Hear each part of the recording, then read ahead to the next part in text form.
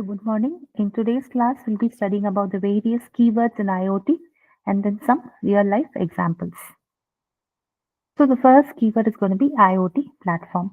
So this IoT platform, what it is going to do is it is going to fill the gap between the devices and the application. That is, devices are nothing but the sensors, and then application is nothing but the network. So this IoT platform, what it is going to do is it is going to fill the gap between the devices and then the that is the sensors and the network. Okay, and then we could say that the IoT platform is an integrated service that will fulfill the gap between the IoT device and the application, and it will offer you to bring physical objects online. The next keyword is going to be interface. So in the context of IoT, what this interface refers to is it refers to the point of interaction between the different components, that which is nothing but the uh, interaction between the devices and users, or between devices and the IoT platform. And this IoT platform is nothing but it's called as the API. So the next keyword is going to be API, which is nothing but the application programming interface. So this is nothing but the software which is going to be responsible for the connection, communication, and information exchange between any two apps or any two software components. Then the next keyword is going to be clouds or cloud computing. So this cloud is nothing but a centralized system which will store massive amount of data and files. And then this cloud computing, what it does is it encompasses the delivery of data and files to the data centers through the internet. Okay. Then the next keyword is going to be data management.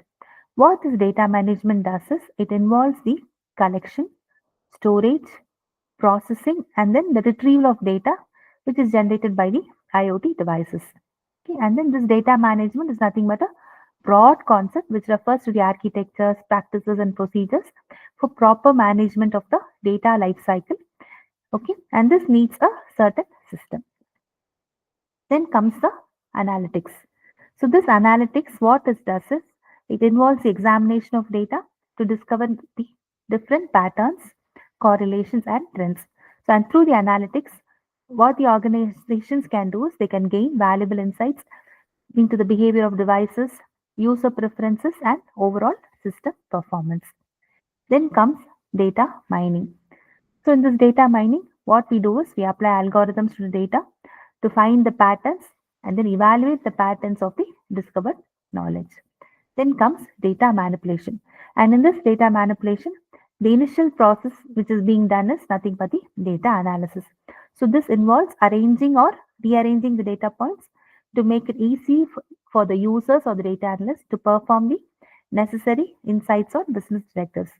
And this data manipulation, it encompasses a broad range of tools and languages, which may include coding and non-coding techniques.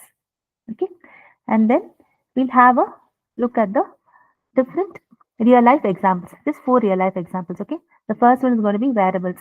So these wearable devices, some of them are smartwatches, AR or VR goggles, and then wireless earbuds.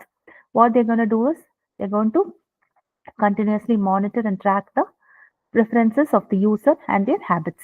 Okay, and then some of the applications are uh, fitness and health trackers, heart rate monitoring, wireless headphones, and AR and VR devices. Then comes smartphone. So some of the examples of smart home appliances are smart speakers, IoT appliances, and then smart thermostats. Okay. And then these devices, what they do is they develop automated home support for everyday tasks. Because of this, what happens? Energy, there is going to be energy efficiency, safety. Users are going to get entertained. There are going to be access control and then personal comfort. Then comes smart city. Some of the examples are smart energy grids, smart street lights, smart public transportation. So the smart cities, what they're going to do is they're going to integrate all the levels of municipal services. Because of this, they're going to become safer, and then they're going to become more convenient places to live. Okay, and some of the applications are they are open data for urban planning, optimal traffic survival. Then comes smart industry. So some of the examples are autonomous manufacturing robots, automated supply chain management, then predictive maintenance sensors. Okay, what happens here is they're going in the smart industries, they're going to use real-time data analytics and machine-to-machine sensors. Because of this, the operations can be optimized, logistics and supply chain, everything can be easily optimized. Okay, and then the data generated from these devices, it helps the industry to see the challenges, prevent costly errors, and then workplace injuries. Okay,